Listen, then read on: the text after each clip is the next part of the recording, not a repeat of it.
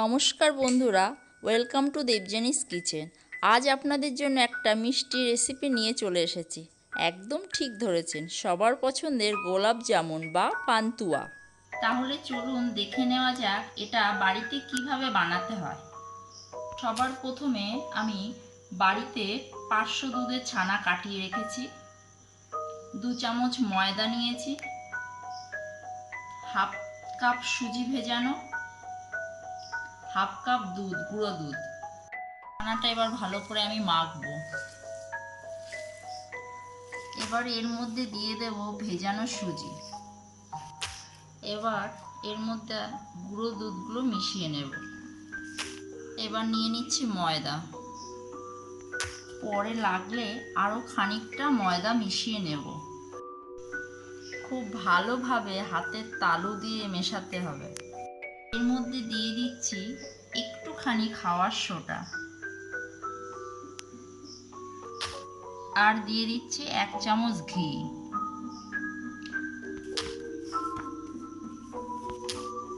পাঁচ থেকে 7 মিনিট মেখে নেওয়ার পর আমার সুন্দর একটি ডো তৈরি হয়ে গেছে।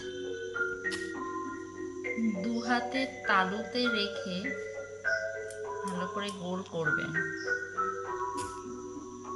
একটা হয়ে গেছে, আমি নেক্সট আরেকটা করব।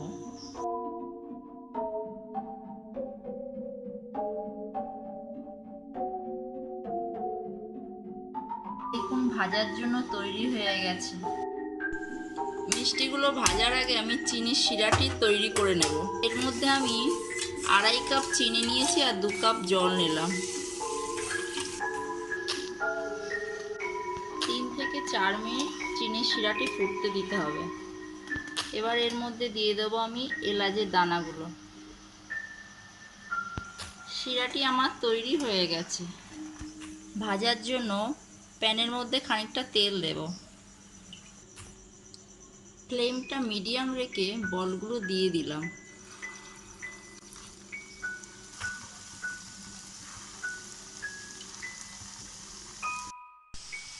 লাল লাল করে বলগুলোকে ভাজবো।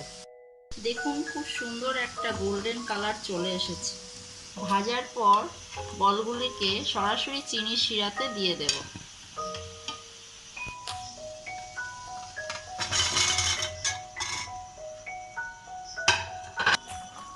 2 থেকে 3 মিনিট নাড়াচাড়া করব। এবার 1 ঘন্টার মতন ঢেকে রাখতে হবে।